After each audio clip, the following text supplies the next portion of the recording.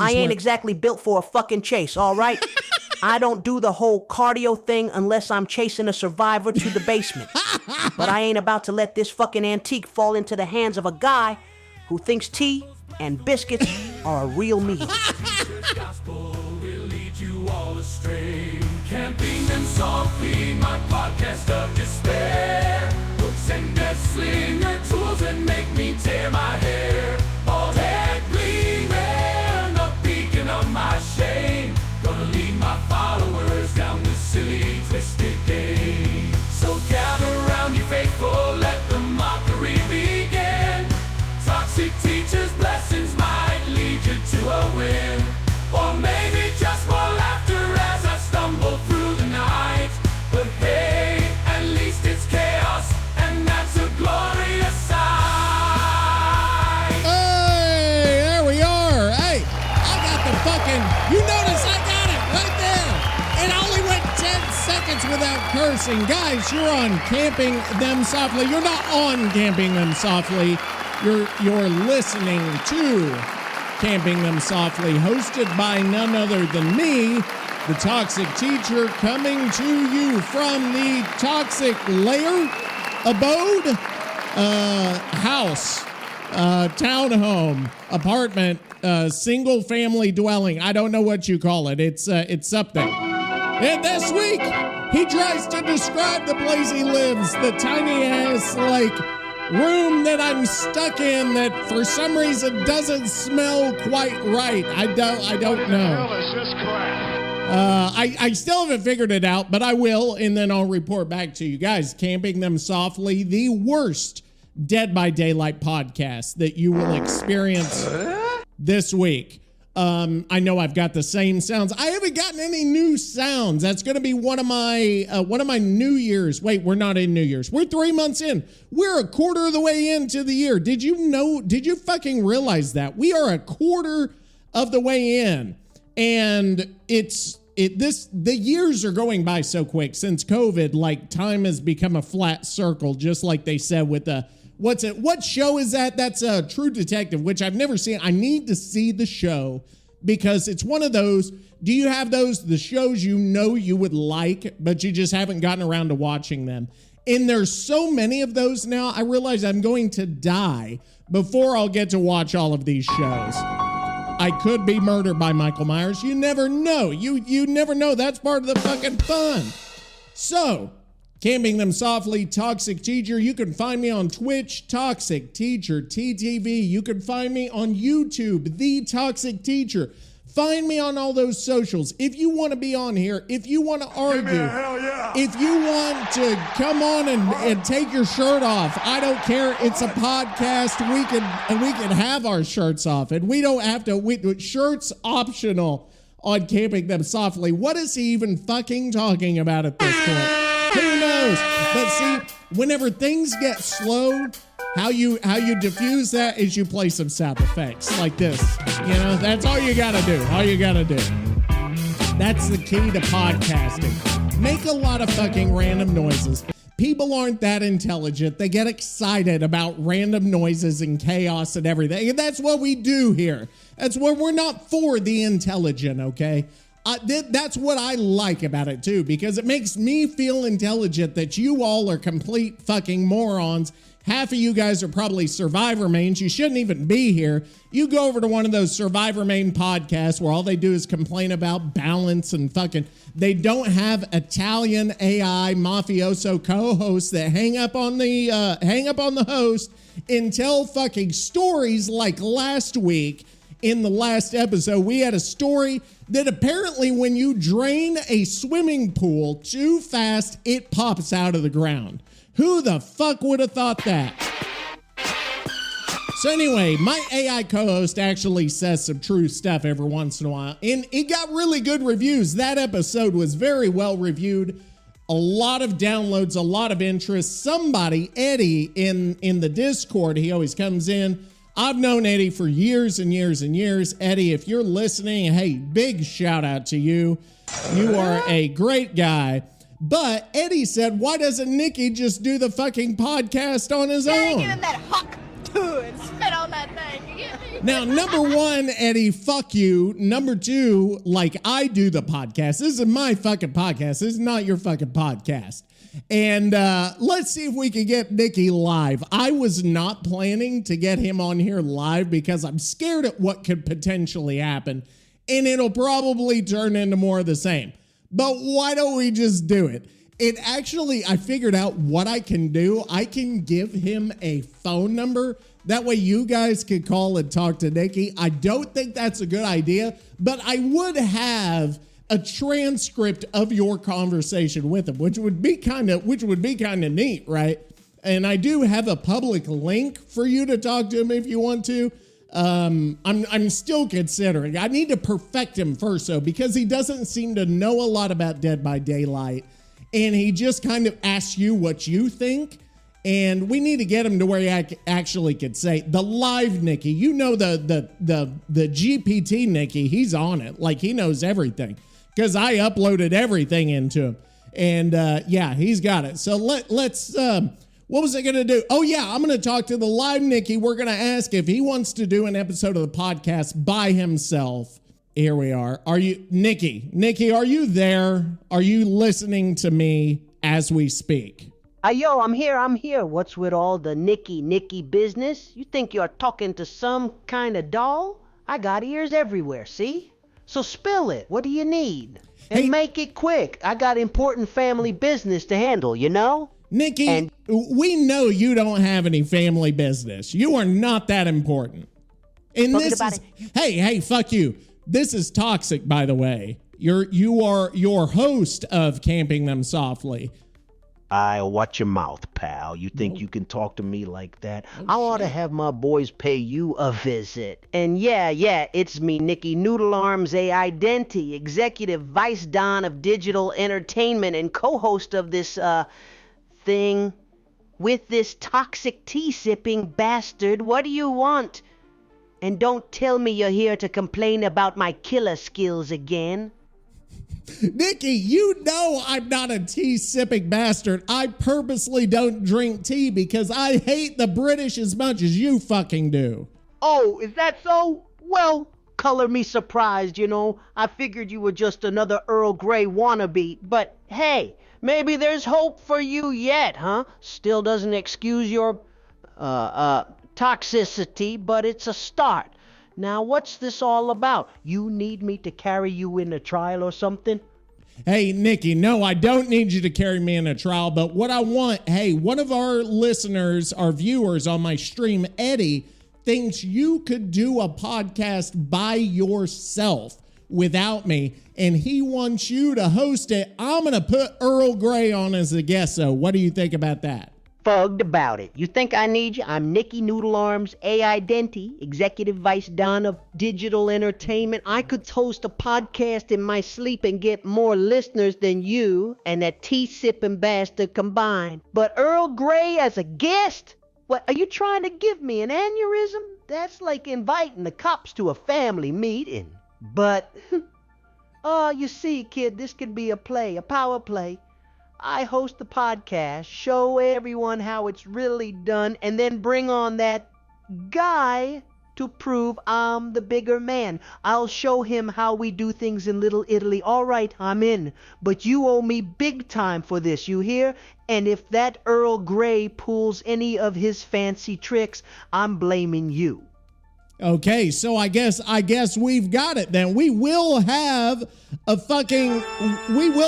episode with you hosting and Earl Grey as your guest. Are you going to be ready for this? Like, what are you guys even going to talk about? Ready? I was born ready. I'm always ready to show the world how it's done, Little Italy style. As for what we're going to talk about, well, that's where things get interesting. I'm thinking we start with the real issues, you know, like how BHVR is clearly biased against Italian killers. Then we can move on to survivor mains and their obsession with flashlights. And of course, I'll give Earl Grey a chance to explain why he's so obsessed with tea. But the real fun will be when I start dropping truth bombs about the DBDD community. I'm talking behind-the-scenes drama, secret killer texts, and maybe even a few stories about my family business. It's gonna be an episode they'll never forget, I guarantee it. Oh. But hey, what do you think? Got Hey. any topics? Why do you sound so fucking funny? Your voice is changing every single time you fucking talk. You sound like a fucking lunatic. What? You think I sound like a lunatic? You think this is funny? I'll show you funny. This is all Earl Grey's fault. He's using his tea magic to mess with my voice. He's jealous of my killer skills and my connections in Little Italy. Dude, you sound like a maniac. That is not tea making you sound that way. You're a fucking maniac. Hey, watch your mouth. You think you can talk to me like that? I'm Nikki Noodle Arm. Yes, I do fucking think I can talk to you like that, Nikki. You hung up on me last week, and I'm still salty about it. Ah, so you're still holding a grudge, eh? You see, kid, in my world, we don't dwell on the past. We learn from it, and then we move on, or we get even. But hey, I'm a reasonable guy. I'll apologize for hanging up on you last week, if you admit that I'm the better killer. Dude, you are not the better fucking killer. You can hang up on me before I'll say some shit like that. I am the best Oni player this side of the fucking Mississippi River, I'll tell you that. What? Oh, he hung up on me. I didn't even realize what was going on. He hung up. Oh, shit. Okay, everybody, I guess that was fucking Noodle Arms. AI Dente. He just straight up hung up. He didn't even say bye or nothing like last time. He just straight up hung up the fucking phone.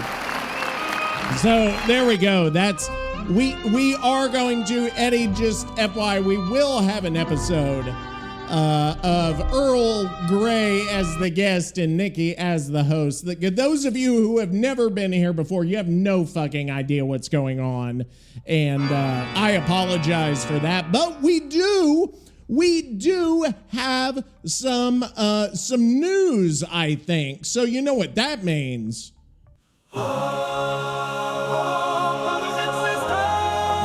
You knew it, right? You knew it was time. Yeah. Yep. You knew it was time.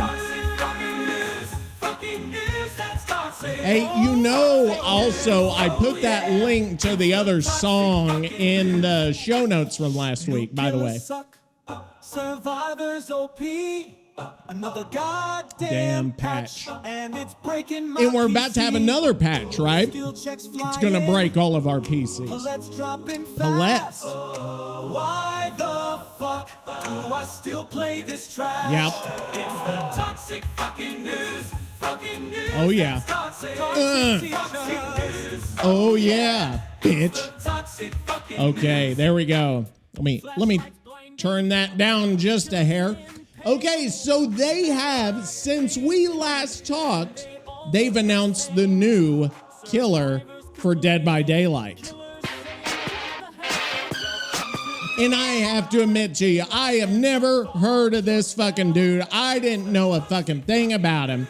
And I really like, apparently his name is Kenneth Karnacki. What in the hell is this crap? Or Ken Galecki, Johnny Galecki. Remember, he was from The Big Bang Theory. That was Johnny Galecki, but it's apparently he might be related to Johnny Galecki. His name is Kenneth Karnacki, a.k.a. Ken Kaneki, a.k.a. Ben Bernanke, who was the chairman of the Federal Reserve, and you don't know that because you're not as smart as I am. That's how all of this works, okay?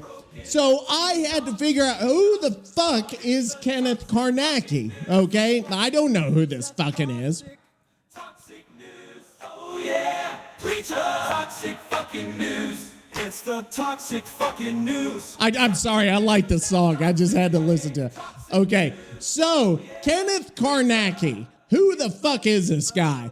I pulled it up. I wanted to know. Apparently, he's part of a children's cartoon, otherwise known as an anime, which apparently people on X, Twitter, get very upset whenever you call an anime a children's, like, Saturday morning cartoon, which it is. But they don't like that. So I needed to learn about Kenneth Karnacki. What is Kenneth Karnacki all about? So I had our friends give me a bio of Kenneth Karnacki, and I'm going to go through it. I have never read about Kenneth Karnacki. I don't know what his deal is. I don't know what newspaper he works for or whatever the fuck, because you know in all those Japanese morning cartoons, they got some kind of, they eat beans, they fucking cry a lot, and then they turn into gigantic 700-foot monsters, change color, and scream a lot. That's what they fucking do. So, let's take a look at Kenneth Karnacki. I am so excited to look at Mr. Karnacki and see what he's all about. Okay, here we go. Ken Kaneki. He starts as a shy, book-loving student in Tokyo. Okay, so he's like a dork, basically. He leads an ordinary life with his best friend, Hideyoshi Nagachika. What? Okay. What in the hell is this crap? So we got Nagachika, and no, because isn't it backwards in Japan? Like the names are different. So his first name is actually Hideyoshi, or Hide, or Yoshi, or something, or Nagachika. I don't even fucking know. Karnacki is his last name, I would assume. Okay. Anyway, he's going to college. He's a dork. His life goes like haywire because he goes on a date with, and I've never seen this thing, so I don't even fucking know if I'm pronouncing these right, but guess what? I don't fucking care because it doesn't fucking matter. Her name is Rize Kamishiro, and that's the woman he goes on a date with. And she is a ghoul, which I have dated several of these, trust me. Gotta give him that huck and spit on that thing. Wrong timing for that. Oh, wait, what? There we go. Okay, so she's a ghoul. She survives by eating human flesh, which I've dated. Yeah. Okay. Anyway, so she eats human flesh. She's going on a date with fucking Karnacki here. Okay. So she tries to kill Karnacki, which I've also, yes. No, fuck her. That's not, no. Okay. Stop. I pushed the wrong fucking button. Now I push the same fucking button again. Okay. So she tries to kill Kenneth, but there's an accident and then she dies. I don't know what happens. I'm going to say wild dogs come out and eat her. So it's weird because she eats humans, but then dogs eat her. That's the story I just made up, but it sounds like something that would happen in an anime. So demon dogs come out and eat Rize. Okay, so Karnacki has been attacked by Rize, who was eaten by dogs. Okay, so that's where we are. So a surgeon gets Karnacki. He goes to the hospital, apparently. And the surgeon's bright fucking idea is, why don't we take Rize's organs, the ghoul, okay, the ghoul that just got eaten by dogs, but apparently her organs didn't get eaten because the surgeon, Jerome, says, let's put the organs into him, and he becomes a fucking half ghoul. And my sound didn't work, so there's fucking that. There we go. We'll just play a fucking loud thing. Okay, so Kenneth Karnacki is now a half ghoul. I don't know what that fucking means, but he's half now. Maybe he's half of the person. Maybe he's half eating them. I don't like eating and spitting them out, or only eating the top half or the bottom half or the back half or the front. I don't fucking know. Okay, so Kenneth Karnacki doesn't know his new self, but he refuses to eat humans. He says, I am not going to eat a fucking human being if I don't have to. Yes, right noise for that. Oh, there we go. Okay. Anyway, so he says, I'm not going to eat him. He almost starves to death because he needs human meat to survive. Okay, so now he goes to this cafe called Antiku, I guess, which is run by peaceful ghouls. It's a cafe. It's kind of like Moonstone Cafe, where Sable and what's her shit hang out. What was her name? The other one? Sable and, Michaela. Hi, I'm looking for Ray Finkel. And a clean pair of shorts. Okay, so anyway, he finds this cafe in Tiku. They teach him how to live, okay, and still be human, but still be half ghoul, I guess. Robert Goulet, if you've ever heard of him. Okay, anyway, he's captured and tortured at some point by a ghoul named Yamori, also known as Jason, which that's fucking funny because you've got this like evil sounding name, but then you have a fucking normal name. So my name is fucking Damien, but then I go by like Josh, like Little Josh's Fish House or whatever it was in Parsons, Tennessee. Okay, anyway, Jason tortures Kenneth. Okay, Kenneth goes crazy. His hair turns white. What the fuck is happening here? People watch What this in the shit. hell is this crap? Kenneth's hair turns white, and he embraces his ghoulness, his ghouliness. He has become full ghoul. I can't with this. Okay, he leaves Antiku. He says, no more peace. I am going ghoul. I am ghoul all day. I am ghoul going to school. I ain't no fool because I'm a ghoul. And I'm going to have actually the AI write me a song about how fucking stupid this whole Ken Kaneki thing is, because I can't write me a song about how stupid Ken Kaneki is. Make it an 80s rap song diss track, funky disco shit. Okay, there we go. So that's coming as I'm finishing up here on Kaneki's life. Okay, so Kaneki says no more peace. He's choosing violence. Karnacki becomes a lone warrior, and he comes up with his group. He's like, okay, I'm not going to do it myself. Let's get some other ghouls who want to fuck shit up, and we're going to go against the I can't even fucking pronounce this word. What's the fucking word? And why can't Survivor Mains pronounce it either? It's the Aogiri tree. Aogiri.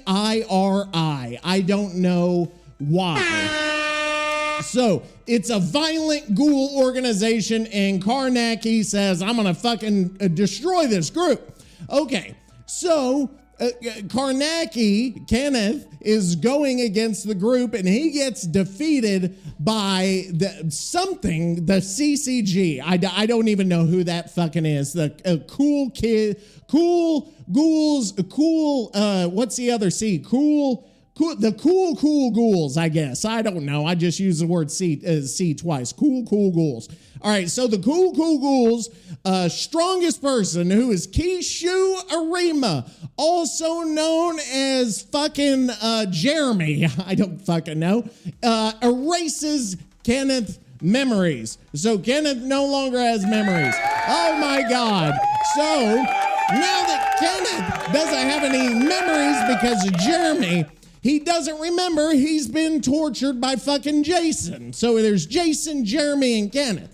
All right, so Karnacki, Kenneth, is given a new identity as Heisei Sasaki. I don't even fucking know why. It's Sasaki. I think he goes by fucking Frank.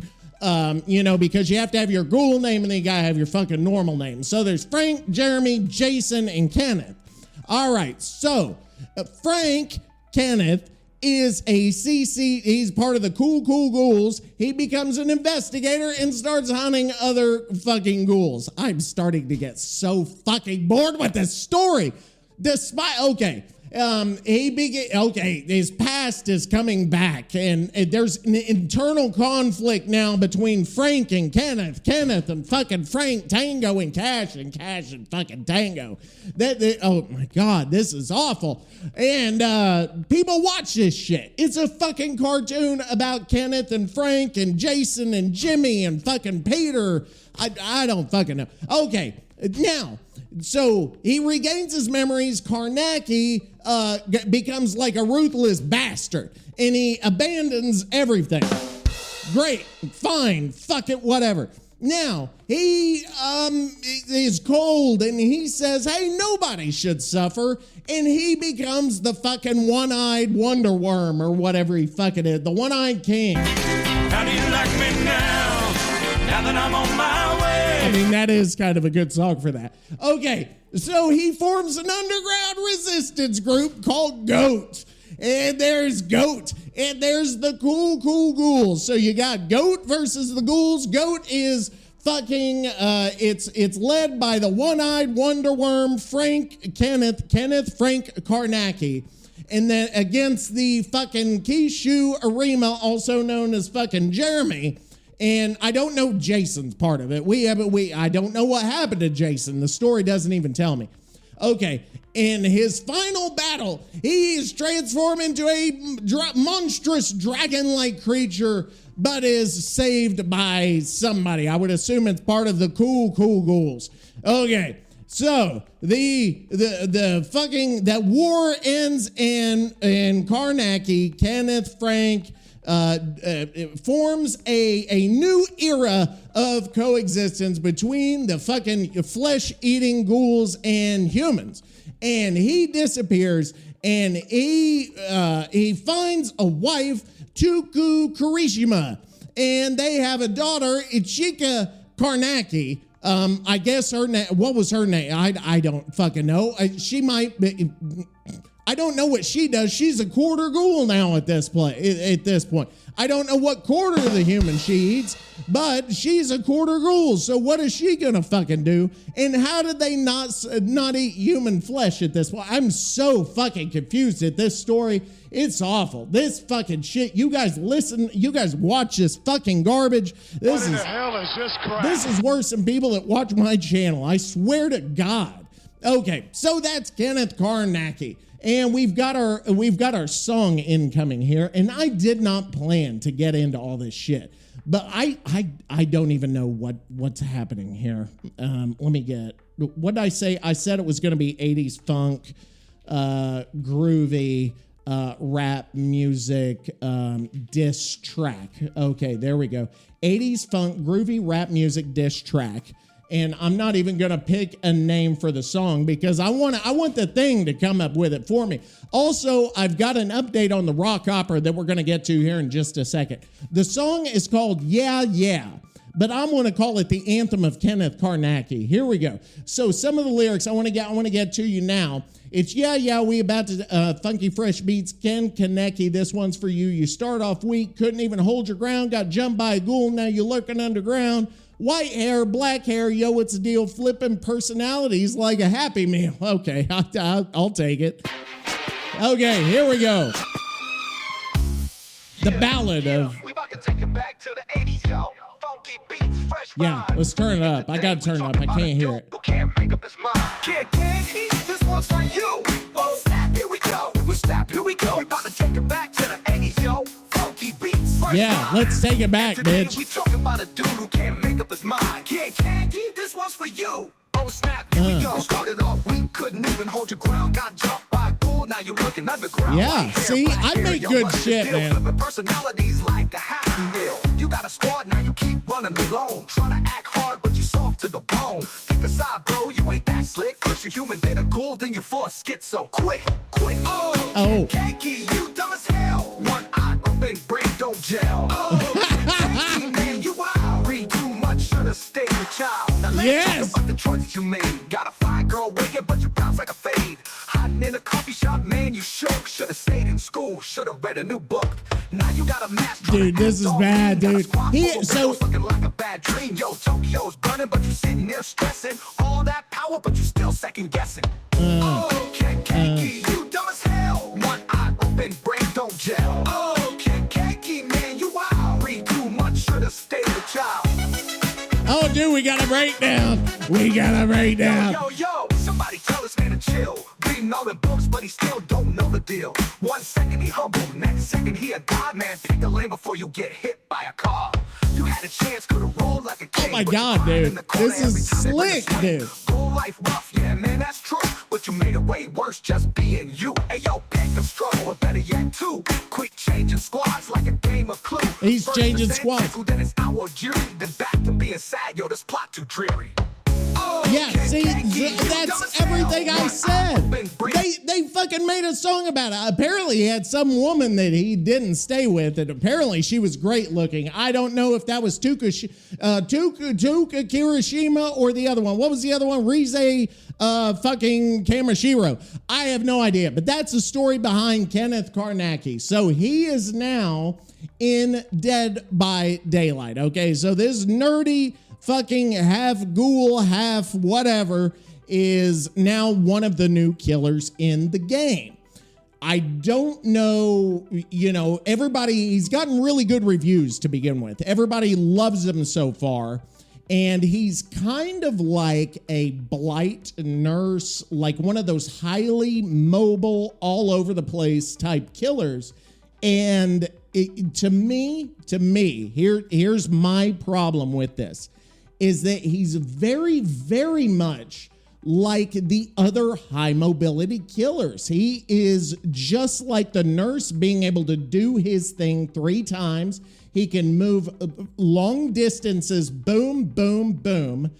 And that to me doesn't work because it's too similar to what we've already had. I don't see that as being some new thing, and I'm ready for a new kind of mechanic. Can we not get something new that will kind of get us excited? We need something, and we're just not getting it. And that to me is a little bit disappointing. But enough about that. We need to ask somebody else, and this is where everybody's going to tune. Now, I don't know a whole lot about Nikki, or not a whole lot about fucking Karnacki, because I've only seen a few things. He uses these tentacles to bounce around. He can knock people down. Like, he goes enraged. He's got some perks and shit, but I don't know a whole lot about it. Hey, Nikki, what have you heard about Ken Kaneki? Okay, can you help me out with this? And he's gonna give us a little bit here. I don't know if it's gonna be any good. I apologize. You see, kid. What? Ken Kaneki ain't just some random jabroni they threw into Dead by Daylight for kicks. Not? This guy? Yeah. He's the main character from Tokyo Ghoul. Oh. An anime and manga that's all about horror, tragedy, and lots of messed up eating habits. Oh, because they eat people, Real right? respectable in the world of dark storytelling. You want to know why you should care? Let me break it down for you. Why should I care? Who is Ken Kaneki? Yeah. Ken Kaneki starts off as a regular book-loving nerd. Total pushover. I know that. But then he goes on a bad Tinder date with a lady who turns out to be a ghoul. Oh, okay. Flesh-eating monsters who look like humans but need human meat to survive. Yeah, we got all that. She tries to eat him, but some Final Destination level nonsense happens, and he ends up getting her ghoul organs transplanted into him. Yeah, we got all that. He's no longer human. Right. Now he's half ghoul, half miserable, and all kinds of fucked up. From there, my man gets dragged into a whole underground world of ghouls. Yeah, we know those government gangs and agencies shit. trying to exterminate the them. CCG. And existential crises that would make even the entity say, "Damn, kid, you all right?" Okay. Over time, Kaneki transforms from a scared little bookworm into a ruthless, white-haired killing machine. Oh, that's where his hair changes. Cracking skulls and eating fingers like they're mozzarella sticks. His whole arc is about identity, morality, and most importantly, what happens when you get too powerful and the world decides to smack you down for it. Oh, wow. This is Sound deep. familiar? Cough. BHVR with killer mains cough. Oh, yeah, Why that's is the ghoul right. in Dead That's by right. Daylight? Yeah, so Ken Kaneki, he's a symbolic BHVR. I get it. That makes sense. Let me tell you, this ain't just some cash grab anime crossover. I feel like it might be. Kaneki fits in perfectly with the fall. No, he doesn't. Dude is constantly struggling between his humanity and his monstrous instinct. Don't care, he's a cartoon. Just like every killer in DBD. He's a cartoon. His whole power set revolves around his Kagoon, which is like a set of badass tentacle weapons it's my that fucking sprout from his Kagoon. back and let him leap around like he's on some cracked sumpa alta. Whoa! Sabafaya Sababa. swarshoma. Oh, shit! O fapa papasa. Nikki! No! Shapaba. What? Balanced and landing. His power, one-eyed terror, Kagoon leap. My guy is zipping around like a caffeinated blight, Yeah, but instead right. of bumping into walls, he's Spider-Manning onto them in rage Okay, slow down. mode. Basically, once he gets a taste of blood, Yeah. he enters this ain't no one stopping me now phase, Okay. where he gets extra leaps and can wreck survivors faster. Oh. You see the pattern here? Yeah. The guy's a chaining movement beast, Right, right. which is perfect for punishing survivors who think they're hot shit with infinite loops. I thank you. And let's be real. Mm-hmm. BHVR loves throwing us killers a little movement-based monster every now and then Yes. to trick us into thinking they actually care about us. That's true, Nikki. What? His perks. Yeah, let's talk about the perks, brother. Now, Let's let's talk about about these perks. These Yeah. ain't no half-baked effects. They're all about breaking survivors' spirits slowly, which, Okay. if you ask me, is the true sign of respect-based gaming. So we're gonna. Hex. Oh wait, whoa. Nothing but Nikki, misery. Nikki. Oh, hold on, brother. He gives me what the perks are, but he doesn't give me what they actually do. I need the perks here. Nikki, let me see. I'm gonna go in here. I'm gonna say, Nikki, can you give me what these perks actually fucking do, and why do I care, and what am I gonna run with his The ghoul's perks. Yeah. What they do, one. Okay. Hex. Nothing but misery. Okay. After hitting nothing but misery apparently is one of the perks. Survivors 8 times with a basic attack. Uh-huh. A dull totem becomes a hex totem. Okay, you hit 'em When 8 active, times. Every time you hit a survivor, Uh-huh. they become hindered. Move slower by 5% for up to Okay. 15 seconds. Stays active active until survivors cleanse the totem. Okay. Why- So what happens now? He's got to hit him 8 times before this thing becomes active. I guarantee you at some point they're going to change that fucking thing. What in the hell is this Because crap? 8 times seems like a lot for this perk just to begin. It's good. This is free slowdown just for doing your job, hitting survivors. Okay. If they want to cleanse it, good. Waste their time. If they don't, they suffer. Either way, you win. Okay, that's interesting because if they're moving slower, that might be good with other slowdown perks, and especially on certain killers. I'm thinking like maybe Singularity, that would be good. With what are some other killers that have like slowdown perks? They're just not coming to mind right now. Going over them in my head, and I'm just not seeing them. Maybe Oni would be good for Oni. I'm not coming up with anything. Okay, anyway. So what do you pair with it? Best perks. 2. Pair with it. Yeah. Here we Play go. with your food. That would be You get good. speed buffs for letting obsession escape, then slap them with a hindered effect. Fugged about it. Okay, Sloppy yeah. butcher. Sloppy Make mending butcher. take longer, so they gotta deal with both the hindered and deep wound. Undying plus ruin minus. Keep that hex alive longer and stack slowdown effects. Okay, so Undying, Ruin, and this Nothing But Misery. He says Sloppy Butcher, but I don't understand why that would even matter. Spirit Fury plus enduring minus. Smack them through He pallets says faster minus. while they're already slowed. Okay, so you slow them down, get the pallets down. Okay. 2. Forever Entwined. Oh, his second perk. When a survivor takes damage, you gain 1 token, up to Okay. 8. For each token, you pick up, drop, and hook survivors 4% faster. When a survivor, okay, hang on, I've got to read this. When a survivor takes damage, you get up to 8 tokens. Whenever you, so you pick them up, you drop them faster, you hook them faster, and it seems odd, except for maybe you're going to get a lot of time savings out of it. If you're knocking people down, if you're picking them up, is this some kind of incentive to disincentivize slugging, the slugging meta that all the survivor fucking mains are so upset about? I don't know. But Nikki, you tell me why this would be good. Why?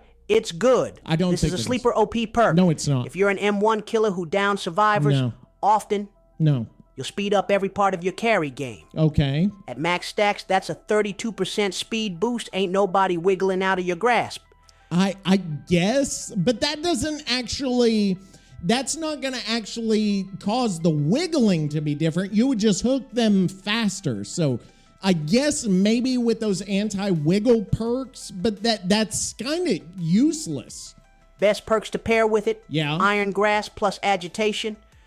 Minus good luck wiggling out when you're hauling survivors It keeps across the saying map like they're a minus. bag of groceries. Okay. Starstruck plus Mad Grit Dash. Okay, Starstruck, Mad Grit. The Iron Grasp Agitation, that's fine. You're carrying them across like a bag of groceries. You'll hook them faster. Now, Starstruck and Mad Grit, okay, that, it might be good. You know, I guess you would pick them up faster and then be able to hit somebody. I'm still not quite seeing it. If you're moving faster, why not down people mid-chase while carrying? No. Floods of Rage plus BBQ and Chili Dash. You're hooking them Chili Dash. faster, might as well see where the next victim is ASAP. I don't Lethal know. Pursuer Dash. So you can find them quick and start stacking tokens early. I think this one is not great. I don't know what the other content creators have said because I haven't really watched that shit, but I'm going to say that one is not great. I feel like, no. 3.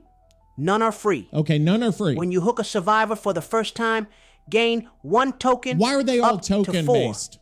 When all genes are completed, Gens. for each token, all windows and pallets are blocked for 12, 14, 16 seconds. Okay, hang on. Why? It's Now, it says right here, whenever you hook a survivor, you gain 1 token up to 4. For each token, when all the gens are completed. Okay, here we go. It's when they're all completed. All windows and pallets in the map are blocked for up to tier 3, 16 seconds. So you could have maximum 4 tokens, and each token would be 16 seconds. That would give you a grand total of a number that I don't know because I'm going to have to do some fucking math.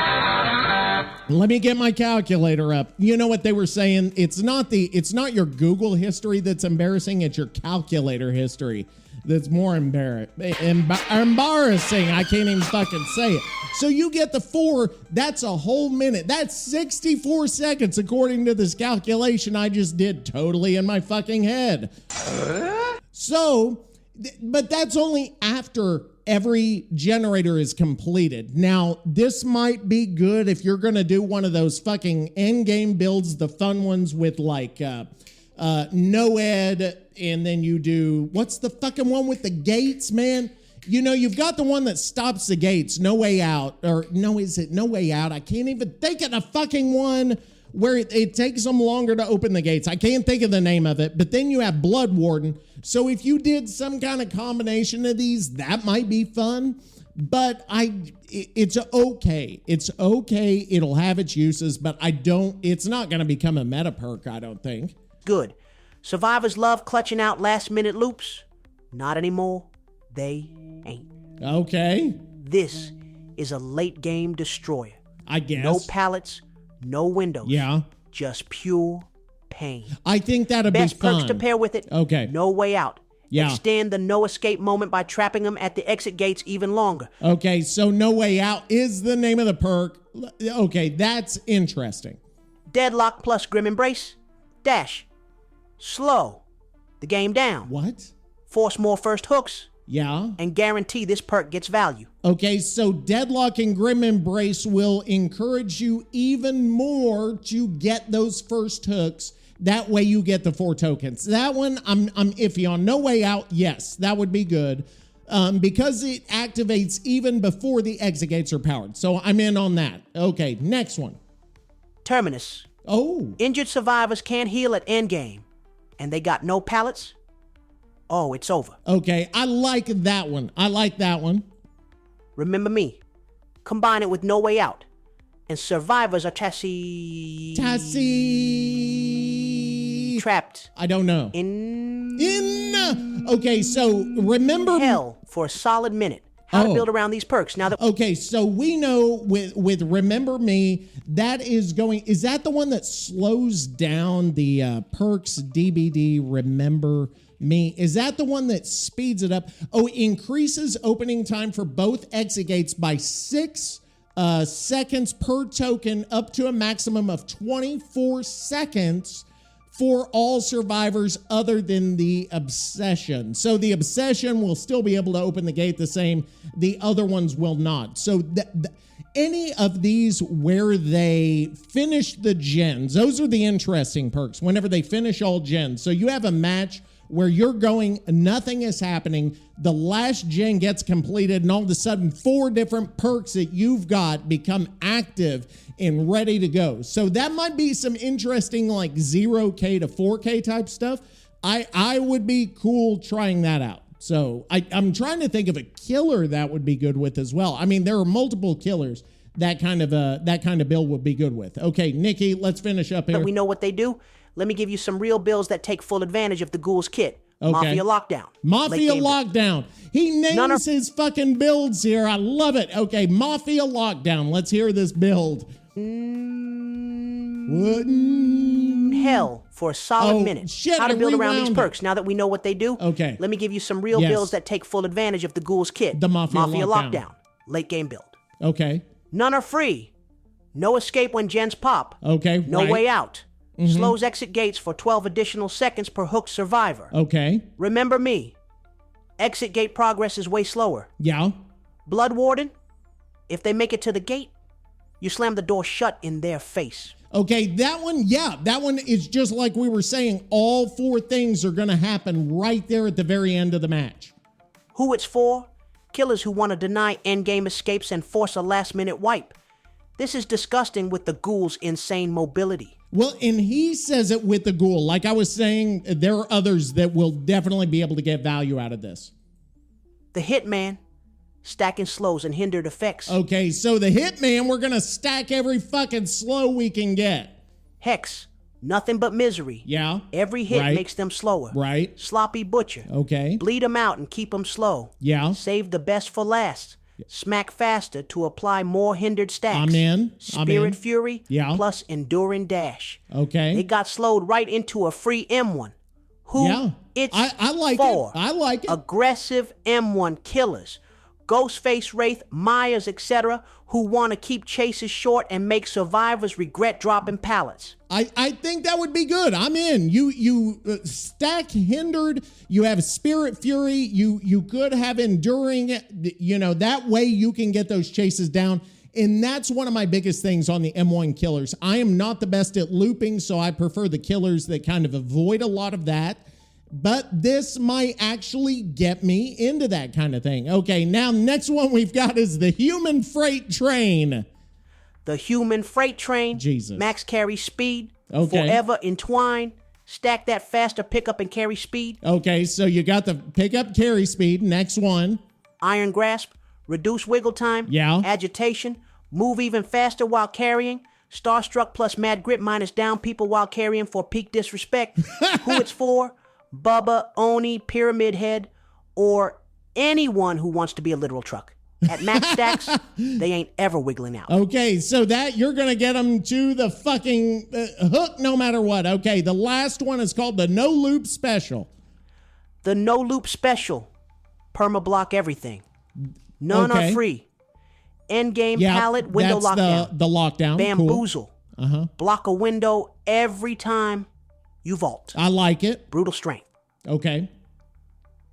Destroy pallets before they can even use them. Deadlock, Soul Shell. Slow gens while setting up for a late game massacre. Okay, so we got Deadlock as well. I don't know. Deadlock to me is the one that doesn't belong here. You could use the fucking one with the dredge. What is that one called? Dissonance or disassociation? Disillusion. I think it's fucking Disillusion.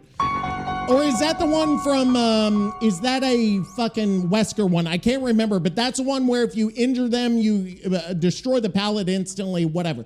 So I think there is some good synergy in some of his killers perks. who hate looping and want to force survivors into dead zones. Oh, shit. Especially good for Shape, Night, or trickster. Okay, cool. Final thoughts. Yeah. Is the ghoul's perks worth running? Some of them. Aight. One of them. Listen. Yeah. He's got some solid perks. He does. But they work best if you build around him. Correct. He ain't got no instant down. Right. No free gen defense. Right. And no anti-loop. They were not going to his give power. him that. But if you use these perks smart, Yeah. you can set up some insane chases, You could. shut down endgame, Uh-huh. and make survivors feel like they're playing on hard mode. Okay, there we If go. you're the type of killer Ah. who plays the long game, loves stacking buffs, or wants to hit survivors with the biggest oh shit moment at the end of the I match, love that idea. Ghoul's perks got real potential. I love that Now idea. tell me, how you planning to run this guy? You going for maximum disrespect, pure efficiency, or some mix of both? I think I'm going to go for the endgame build. I am most excited for that. Thank you, Nikki, for coming by. I appreciate that. We may have to use you here in one more minute. You become a permanent fixture on the show. Everybody seems to love you, and thank you for that. So the Ghoul is going to come out, I think it's like April 2nd or something like that. So be on the lookout for the Ghoul in DBD, Kenneth fucking Karnacki. I don't know. We're getting him. We're getting the fucking other children's character, the spring clap back. What's his name? Cheek clap or whatever. I'm just not very excited about some of these killers that are coming in 2020. It is not the year of the killer this year, I don't think. I'm a little bit disappointed. Unless we get somebody great, and we can have another episode where we actually go over that. I don't know off the top of my head. Like, get Jeff Goldblum. Get The Fly on here. I would be totally down for Jeff Goldblum as a killer. I put him in. And then also for a survivor, can we get Bill Paxton from Aliens? These are great. I'm coming up with fucking great ideas because I'm a fucking genius. All right. So that's going to bring us, you know where it's going to bring us? To the last segment of the fucking day, or the almost last segment. I think it might be the actual last segment of the day if I can find my song. Where the fuck got a viewer from? You know it. Yes. This is, I renamed this guy here. Dallas. Texas. Grab your hands down. Yes. Dublin. Leinster. Give me that Irish brawl. Muskogee. Oklahoma. Yeah, motherfuckers. Yes. Atlanta. Georgia. This is where the fuck are the viewers from, everybody? Where the fuck are the viewers from? Watching who's got the guts. I don't know who's got the guts, but we can go over some shit because we have some new cities here that I don't think we've ever talked about that I want to go over. So let me turn that down. It's a little loud. Okay. So I want to thank fucking Salem, Virginia. I'm going to Salem, Virginia. We've got fucking Jasper, Indiana. Do I not have one on here? Jasper, Indiana. There we go. Oh, I could do that, or I could do this one. Yeah, Jasper, Indiana. I don't know. That makes Jasper, Indiana sound very frightening. We've also got Plano, Texas. Thank you, New York. New York, thank you for coming by. I want to give a special thank you to Kiev in the Ukraine. I know you guys are going through a lot right now, and we've got a fucking maniac president that won't help you guys out. And I think it's one of the worst things that's ever happened in American history, what's going on with that. It's one of the worst. It's obviously not the worst. We've done far worse shit in our country's history. And we're still better than the UK, and we're still better than France, obviously. But we've done some bad shit, just like we're doing to you, Kiev. We should not abandon you, and I want to apologize for that. So, but I don't want to be a downer on where the fuck are the viewers from. Kiev, my thoughts and prayers are with you, but I want to go to one of our cities this week that I think I might have mentioned last week, but we're going to talk about them today. And that city is none other than Simpsonville, South Carolina. Simpsonville, South Carolina. I've never been to South Carolina before. I assume it's great. Actually, I don't assume that. I should not assume that. But I'm gonna look up Simpsonville. I want to know more about fucking Simpsonville. I gotta turn all this shit off. I got too many sounds fucking going at once. Okay, there we go. Simpsonville, South Carolina. I'm on their homepage now, simpsonville.com. I'm just gonna goof around here. Where Southern charm meets modern convenience. Nestled in the heart of the upstate, our city is known for its vibrant community, rich history, and thriving local businesses. From scenic parks and family-friendly events to a bustling downtown filled with unique shops and restaurants. You notice how I went from like a calm commercial to like a fucking carnival barker? Simpsonville offers something for everyone. I sound like a WWE announcer. Whether you're visiting for the first time or you call Simpsonville simply home, you'll find a welcoming atmosphere and endless opportunities to connect, explore, and enjoy all that our city has to offer. Visit the following link for a personal welcome from our mayor. Oh, Jesus Christ. I gotta see who this fucking Republican ass looking guy. He has gotta be a Republican. This is a traditional fucking family values, gray haired ass haircut. I don't know his name. He just goes by Mayor Paul with his fucking baby blue shirt and tie, even though he's probably a Republican. I can't prove it because it doesn't have his last fucking name on here. Okay, so now you know we have to get a story. After the last story about Mesa, Arizona, I've got to figure out what Nikki has done in Simpsonville. Hey, Nikki, have you ever been to Simpsonville, South Carolina? I'm doing a segment called Where the Fuck Are the Viewers From, where we talk about a city of a listener on our podcast. Okay. I heard you've been there and you have an interesting story about it.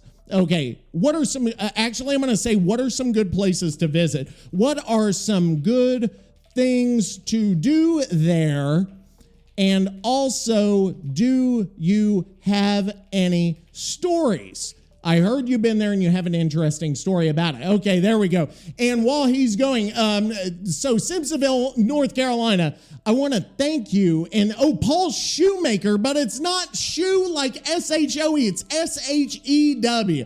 What the fuck is this, Shoemaker? What in the hell is this crap? What if he's the one that listens to the podcast? That's going to be even crazier. If I get Paul Shoemaker on here and we have a little debate about his fucking gray haircut. Oh my God, his gray ass haircut. Let me go. Oh Jesus Christ.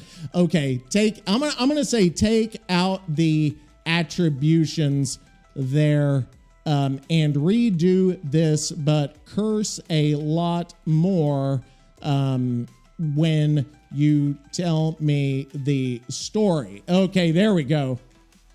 Now he's gonna redo it because he did the thing he did last time where he's like Wikipedia.com. Okay, here we go. This is top shit to do in Simpsonville. There's a park in Simpsonville. It's called Heritage Park. Where what can you even do? You know, I bet what you could do is you could stick it up your fucking ass, because there probably ain't much shit to do in Simpsonville, fucking North Carolina. South Carolina. Sorry, Simpsonville. I know you guys get mad whenever you get compared to the better Carolina of the two. Oh my God, did he say fucking North Carolina's better? I've been to North Carolina. I've never been to South Carolina. So here we go. Nikki, how long is this fucking story? Jesus Christ. Oh my God, he's talking about how things are escalating. And there's a guy named Tommy. I don't even know who fucking Tommy is, because he just makes shit up. Oh my God. Okay, now he's talking about a fucking chase scene. I don't know how long this is going to go. And I know we're supposed to have like entertainment. We're not supposed to have any empty air, but fucking... We could do that. We could play some random sounds while he's still telling the fucking story. This is awful. This is fucking nuts. I don't even know if I could copy and paste this whole thing. Are you serious? Wow. Okay, Nikki. Let me try to get this. I think I can't paste all this shit because it's too long. This is wild. This is fucking wild. What do I even do? I don't even know what to do. Do I go to this studio thing and I do this? This is new to me. I apologize, guys, because I've never fucking done this before. Okay. Now here's a story. And okay, so do we do start, play until end? Here we go. That's what I want to do. Okay. And then we go, okay, it's generating the entire fucking fable. Simpsonville, South Carolina. Yeah. A place that's got more charm than Nana's Sunday gravy and more shady backroom deals than a BHVR patch meeting. You want to talk about this town on the podcast? Yeah. Good. It's got some shit worth mentioning. Does it? Let me break down the best things to do. Okay. And then I'll tell you the real fucking story of what went down when I visited. Oh, Jesus. Top shit to do in Simpsonville. Oh, no. Heritage Park. Big ass park, Yeah. walking trails, some nice scenery, and Aw. the CCNB amphitheater where you can catch some killer concerts. Good spot to lay low if you got family business to handle.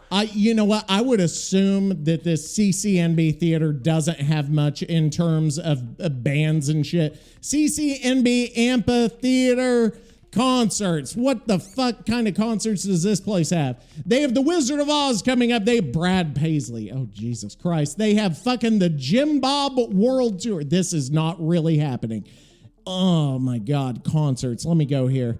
They got fucking Simply Freedom Fest, the Jim Bob World Tour, James Taylor and his all-star band.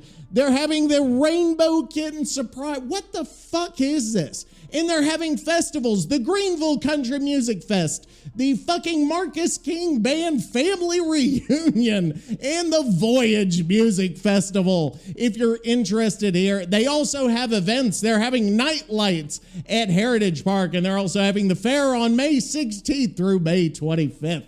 That's like the state fair. They're having the state fair. And they're going to have a character meet and greet, and you can ride the fucking Cyclops 2.0. But you have to go through metal detectors. And then after 5 p.m., if you're under 17, you can't even fucking go to the fair. Okay, anyway, let's keep going. Tell me about other things besides this fucking park that has fucking MAGA-ass concerts. Discovery Island Water Park. Okay. Yeah, it's a water park, but don't roll your eyes yet. I'm rolling my eyes. This place actually slaps. No, it doesn't. Slides. No. Lazy river. No. Enough distractions to keep dumbasses occupied while you get work done.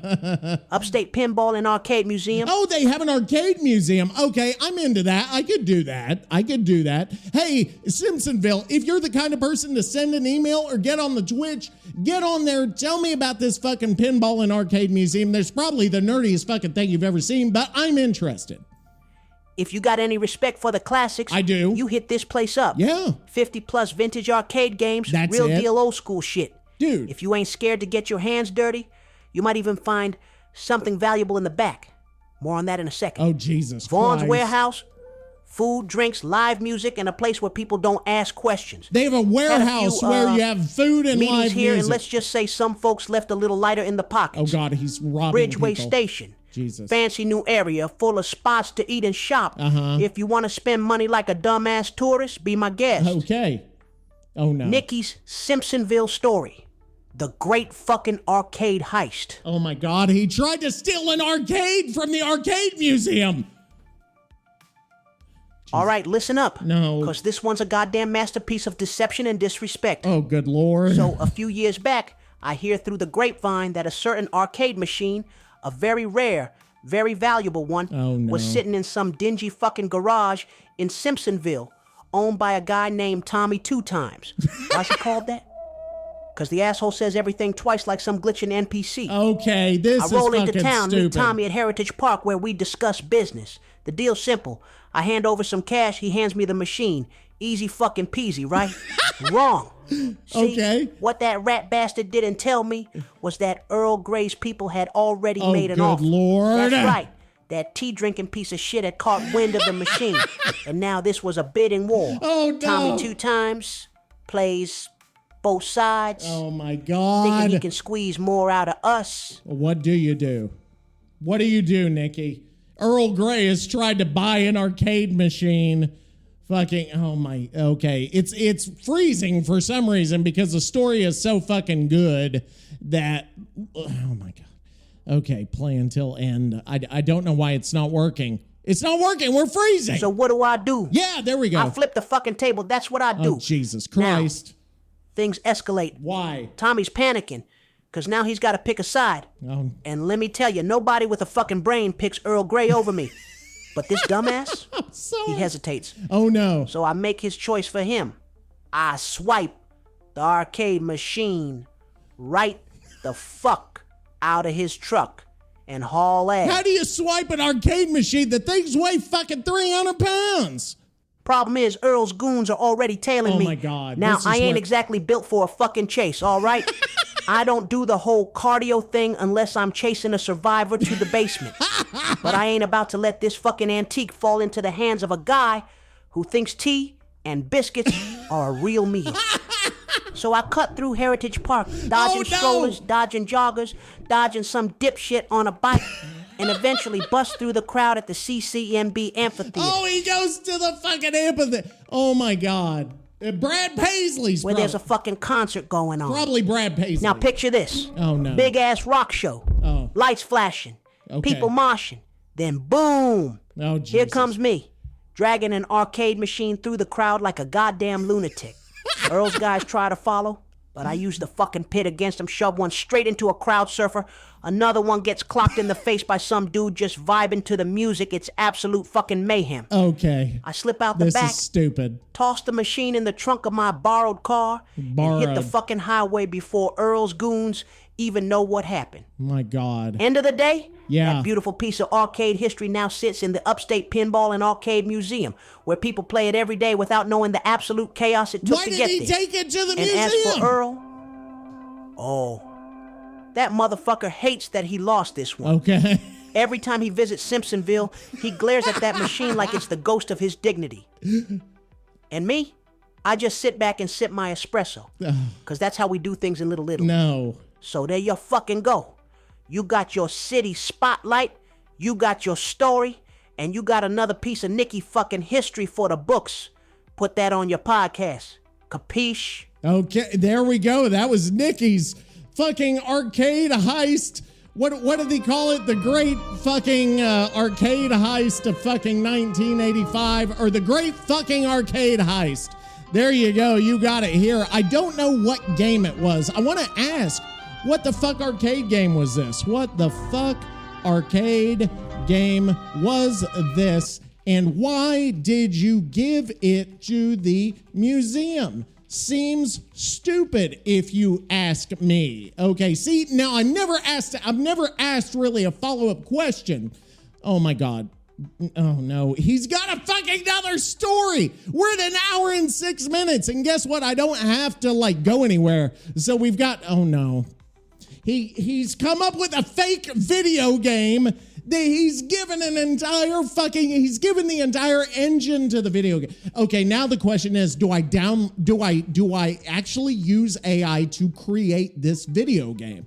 That's going to be the question. We're going to have to listen to this and decide, do we actually make this a game? Does this become a real game because Nikki has manifested it? And how does an AI even fucking manifest something? What in the hell is this crap? All right, here we go. This is his fucking, oh my God, no.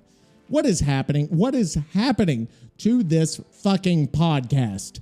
I don't know. Okay, let's play until the end. Oh no. It's going to be a second. And I'm starting to get tired. At about 1 hour, I start to lose a little steam. Kid. Yeah. Now you're asking the right question. Yeah. See, this wasn't just any fucking arcade game. Right. This was a one-of-a-kind prototype. Of course it was. A game that, if it had been released, could have changed the whole goddamn industry. Right. The game said Vendetta Vice. Vendetta Vice. Yeah, you heard me. Vendetta Vice. What the fuck A is this lost, shit? unfinished, and never released arcade game from the 90s. Okay. Developed by a small-time Italian game studio that got shut down under mysterious circumstances. Oh, You get me? Jesus fucking Some Christ, real Nikki. family business kind of shit. Okay. This game was supposed to be the next big thing. Yeah. A beat 'em up with RPG mechanics, set in a hyper-violent, neon-drenched version of Little Italy. Oh, Jesus. Think Final Fight mixed with GTA, but with more guys in tracksuits throwing hands over cannoli. The story? You play as Tony the Fork Bellucci, a street enforcer trying to reclaim his family's honor after a rival gang starts peddling synthetic pasta in his neighborhood. Fucking pasta. Yeah, they literally put a pasta purity subplot in the game. This is the fucking Respect. worst. This is the worst. The game had a fucking parry system before parry systems were even a thing. Okay. Brutal environmental kills, you could bash a guy's head into a pizza oven. Dynamic respect meter. If you played too dirty, the old school mobsters would refuse to help Oh you. my God. An ending locked behind a secret Omerta code. Only real ones knew how to my access it. God. But then, the studio went belly up, Oh, no. vanished, poof, just like that. Oh. Most copies of the game were confiscated or destroyed, and Oh. only a handful of unfinished machines ever left the warehouse. One of them landed in a Simpsonville fucking garage. Okay. Why did I give it to the museum? Yes, why? I need to know. Believe me, I didn't just give it to them. Yeah. I made sure they owed me something big in return. Of course you fucking did. First off, this game was hot. Not, rare collector's item hot. I mean, it was fucking radioactive. The kind of thing What? where if the wrong people knew you had it, Oh. you'd end up face down in a plate of bad fettuccine. I already had Earl Grey's goons breathing down my neck over it. Okay. And let's just say certain interested parties in Italy didn't appreciate me digging it up. Oh, he made So I his had two family choices. mad. Wow. Hoard it like a dumbass and spend the rest of my life looking over my shoulder. Make a power move and make sure the game saw the light of day. And listen, I ain't some scrub collector hoarding shit in a basement. The museum, they had security, connection, and a way to showcase it without drawing heat. So I struck a deal. Of course you did. I told them, you display this masterpiece, make sure it gets the respect it deserves, and in return, you put my name on the plaque and owe me a favor. Oh my God. And let me tell you, a favor from an entire fucking arcade museum, that's worth a hell of a lot more than one machine. What would you do with Now, that? The game sits in a private room in the upstate pinball and arcade museum, and Oh. only those who know the right phrase, hint, it's in Italian, get access to play it. Real exclusive shit. And best of all, What's Earl Grey, Oh no. that motherfucker can't do shit about it. He knows it's there. He knows I won. And every time he steps foot in Simpsonville, Oh my he's God. staring at the piece of gaming history he'll never fucking own. Oh. So yeah, kid, sometimes you gotta think bigger than just keeping a thing for yourself. I suppose, Sometimes you make a move that leaves your name in history. That's true. And that's exactly what I did. Vendetta Vice, it ain't lost anymore, and neither is my legacy. Wow. Okay. A permanent legacy. We got a permanent life lesson there from Nikki Noodle Arms AI Dente. Nikki, thank you for coming by. Where is the sound? Where's your sound? There we go. All right. That was it for this week, guys. Next week, we're probably not going to have a lot because the PTB is still going to be ongoing. People are already saying Kenneth Karnacki, Jimmy, whatever his fucking name is overpowered. We may have to make the game Vendetta Vice starring, what was his, Tommy the Fork Fettuccine? What was his name? Tony the Fork Bellucci, going after synthetic pasta make. I don't need, no. This went off the rails real quick. Simpsonville, North Carolina, thank you for coming by. We're sorry that we trashed your Brad Paisley concert. Until next time, that is it for Caping Them Softly. You know, I didn't even say what episode number this was because I don't even fucking know what episode it is. Episode number 47. Hey, Satan. See us out of here. I'm done. Wait, where's your button? It's right fucking there. Oh, no. Actually, I've got something else. Most people probably turn this off by now, okay? But you here, you're getting a little bonus. And what that bonus is, remember I was talking about the rock opera, the summoning of the toxic teacher, and I played the first song for you last week where the Reverend Hellfire Jackson discusses the state of the world and how boring the average streamer has become, and that we have to remake the world. We have to destroy it and remake it in the image of the toxic teacher so we can have infinite fucking content that's actually good. I've made some more songs to it. I've actually got quite a bit of this rock opera done, and I'm going to explain a little part of the story, and then I'm going to play one of the songs, and that's what's going to see us out.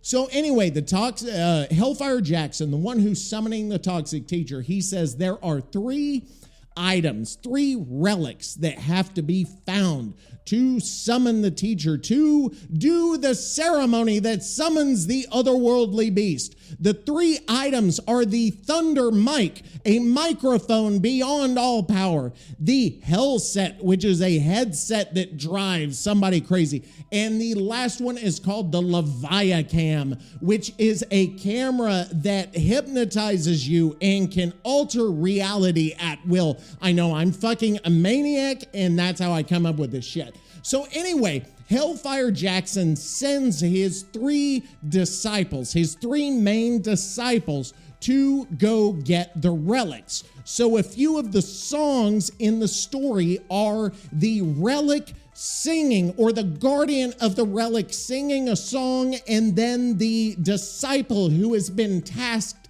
singing it back, if that makes sense. So we've got one here that I really like. It's different. It's not my style of music, but I was like, shit, this is actually pretty good, and I think it belongs in here. Now, some of the lyrics were written by me, some of them were written by my friends, but it leads to really good shit. This one is when the Leviacam, the camera that can change reality, the Viper of Vision, the Guardian, is talking to the Tox father, who is one of the disciples that's sent to retrieve the Leviacam, and you know the Tox father because he sings this shit.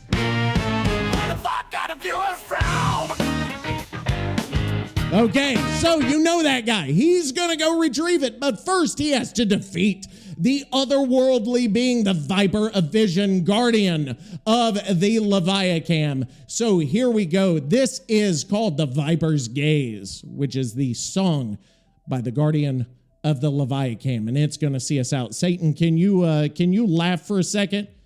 And then I can do my part. Get the fuck out of my face! Here we go. The Viper's Gaze.